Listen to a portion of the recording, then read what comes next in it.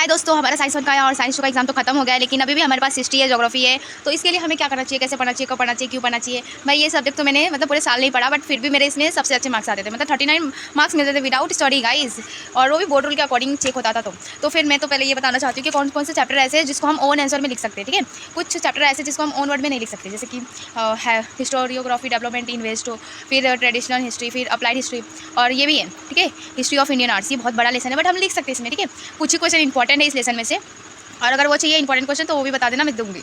और ये सब है mass media and entertainment and sports and history and tourism and heritage, history and heritage, ये हम खुद से भी लिख सकते हैं। मतलब ये इजी लेसन है, हमें पढ़ के समझ में आ जाता है। ठीक है, और एक्टिविटी तो सारे चैप्टर्स के करने हैं, सारे चार्ट्स के करने हैं। और मैं आपको सच्चाई बताऊँ तो फिर मैंने सिर्फ और सिर्फ Hindi, English, math, Marathi, science one, science two, math one, math two, किसी भी सब्जेक्ट के लिए मैंने कोई भी डाइजेस्ट, कोई भी 21 कुछ भी नहीं लिया था।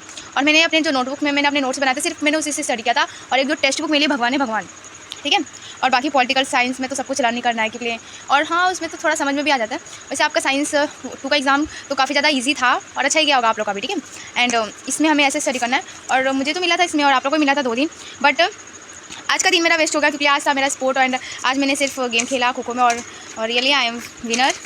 एंड आज का दिन तो मेरा चला गया। बस कल का डे मतलब संडे बाकी है पढ़ने के लिए, और एक दिन में देखते क्या हो सकता है। और ज्योग्राफी के लिए एक दिन तो बहुत होता है, मैं तो आधा घंटा में ज्योग्राफी खत्म कर सकती हूँ। ठीक है, एंड ये जो कुछ मार्क्स है जिसमें मुझे इतने मिल सकते हैं, एंड ये हिंदी, इंग्लिश, मैथ, मराठी के लिए था, ये साइंस वन, साइंस टू, फिर ये ज्योग्राफी के लिए था, और ये हिस्ट्री के लिए।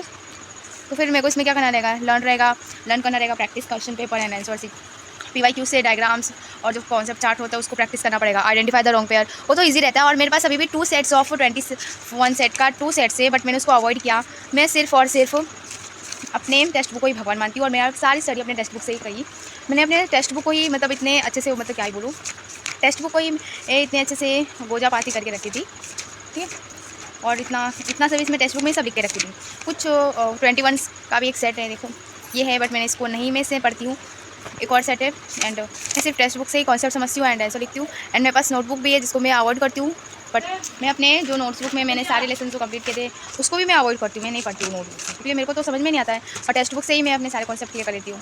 और हाँ, लेसन नंबर 4 के इंपॉर्टेंट क्वेश्चन के लिए, इसमें से सबसे इंपॉर्टेंट तो आर्ट्स से क्योंकि बहुत बार आया, और हेमाडपंथी स्टाइल, और इसका आंसर ना असली आंसर बता रही हूँ ये यहाँ पर है। ठीक है, तो इसमें से कोई भी आप 4 पॉइंट याद कर सकते हैं। एंड इसमें से कौन सा इंपॉर्टेंट है, ये वाला है। ठीक है, फर्स्ट वाला, एंड ये वाला भी है क्योंकि ये एक बार आ चुका है, बट कंफर्म नहीं है कि दोबारा आएगा या नहीं आएगा।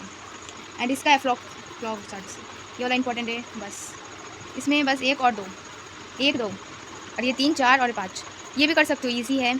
इसमें 4 5 6 क्वेश्चन तो काफ़ी ज़्यादा इंपॉर्टेंट है। लॉन्ग पेयर तो मैं बोलूँ टेक्स्ट बुक का ही करो, अगर चाहिए तो आप 21 सेट यूज़ कर सकते हो, बट मैं तो यूज़ नहीं करती। और इसमें ये जो है ना सिविक्स, मैंने इसमें एक भी लेसन नहीं पढ़ा है, बट पता नहीं कैसे आ जाते इसमें मेरे मार्क्स। मैं भी इतना पढ़ना बाकी, एक दिन में हो पाएगा क्या ये सब। ठीक है, देखते हैं। जाते जाते वेटेज समझ ले कि किसका कितना वेटेज है। जो लेसन नंबर 1 है उसका वेटेज सिर्फ और सिर्फ 3 मार्क्स का, विद ऑप्शन देखा जाए तो 5 मार्क्स का है, और लेसन नंबर 2 का ऑप्शन के साथ 4 मार्क्स का है और 3 मार्क्स का है। ठीक है, और अप्लाइड हिस्ट्री का 5 मार्क्स का है, विदाउट ऑप्शन 3 मार्क्स का है। पार्ट्स ऑफ हिस्ट्री का 6 मार्क्स का है, मतलब ये वाला इंपॉर्टेंट लेसन है। ठीक है, और विथ ऑप्शन 4 मार्क्स का। ठीक है, एंड मास मीडिया ये इंपॉर्टेंट है, ये मतलब ये 5 इंपॉर्टेंट। ठीक है, और इसमें ये फर्स्ट वाला इंपॉर्टेंट है, तो सारे इंपॉर्टेंट है, क्या ही छोड़ना। ये 5 तो छोड़ना मत, ये खुद से भी कर सकती हो। एक बार आधा घंटे का लेक्चर है, देख लो, उसके बाद आपको सब समझ में आ जाएगा क्या करना है। और लेसन नंबर 1 में तो भाई मैं इसको 3-4 दिन दी थी पढ़ने के लिए, बट फिर मुझे पता चला इसमें से कुछ आता ही नहीं है पेपर में, और इस बार आएगा। और पता नहीं लोग इसको रट्टाफिकेशन कैसे मान लेते हैं।